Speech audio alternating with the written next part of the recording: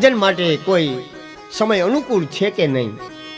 ભજનનો એવો તમને સમય મળવાનો જ નથી. અમને એમ લાગે કે આ સમય કંઈક મળશે તો ભજન કરીશું. અનુકૂળ સમયની રાહ નહીં જોવાની.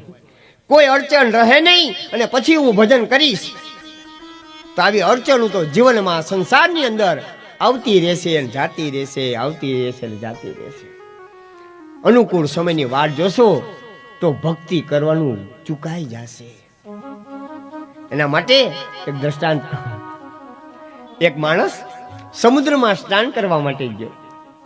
સમુદ્ર ગુગવાતો સમુદ્ર છે અને રેતીના જે કણો હતા તે કાંઠે આવી અને પોતે ઊભો અદો પાડીને બેઠો છે. 1.5-2 કલાક જેવો સમય થઈ ગયો. મહાત્મા ત્યાંથી નીકળ્યા કે ભાઈ તું ક્યારનો સમુદ્ર સામે જુએ છે? શું તારા વિચારોમાં શું ચાલે છે? કે મહારાજ મારે સ્નાન કરવું છે. તો કરી લે ને, આવો અથાગ સાગર તારી સામે પડ્યો છે. કે નહીં, હું વાર જોઉં છું. શેની?